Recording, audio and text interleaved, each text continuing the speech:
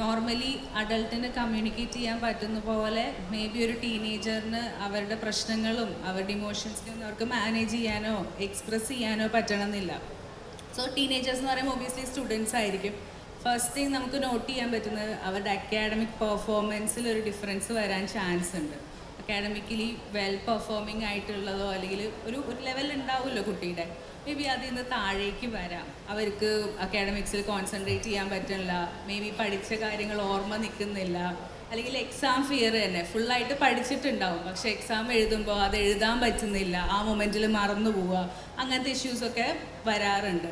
പിന്നെയുള്ളൊരു കാര്യം എന്ന് പറയുമ്പോൾ കുട്ടി വിത്ഡ്രോൺ ആവാൻ തുടങ്ങും. അതായത് ഇൻട്രാക്ഷൻസ് കുറയും കുട്ടിയുടെ, ഫാമിലി ആയിട്ടുള്ളതും മേ ബി ഫ്രണ്ട്സ് ആയിട്ടുള്ളവരെ ഇൻട്രാക്ഷൻസ് കുറയാൻ തുടങ്ങും. കുട്ടി ഒറ്റയ്ക്ക് ഇരിക്കുക, ഒറ്റയ്ക്ക് വാതിലടച്ച് റൂമിലിരിക്കുക എന്നൊക്കെ കംപ്ലയിൻറ്റ്സ് പറയില്ലേ, കുട്ടി വിത്ഡ്രോൺ ആവുന്നതാണത്. ആരോടും കുട്ടിക്ക് സംസാരിക്കാൻ തോന്നുന്നില്ല, എങ്ങനെ കമ്മ്യൂണിക്കേറ്റ് ചെയ്യണം എന്നുള്ളത് കുട്ടിക്ക് മനസ്സിലാവുന്നില്ല. അപ്പോൾ നോർമലി പാരൻസ് എന്ത് ചെയ്യുന്നു വെച്ചാൽ ഇങ്ങനെ ഒറ്റപ്പെടുന്ന കാണുമ്പോൾ കുട്ടിയുടെ അടുത്തേക്ക് കൂടുതലായിട്ട് ചെല്ലും. എന്താ പ്രശ്നം എന്ന് പറ, ഞങ്ങളോട് പറ എന്ന് പറഞ്ഞാൽ കുട്ടിയുടെ അടുത്ത് ചെല്ലുമ്പോൾ കുട്ടി ഉള്ളതിലും വിത്ഡ്രോൺ ആവാനായിട്ട് തുടങ്ങും. ചിലപ്പോൾ അത് ദേഷ്യമായിട്ട് മാറും. അപ്പം നമ്മൾ കാണുന്നത് കുട്ടിയുടെ ദേഷ്യം മാത്രമാണ്.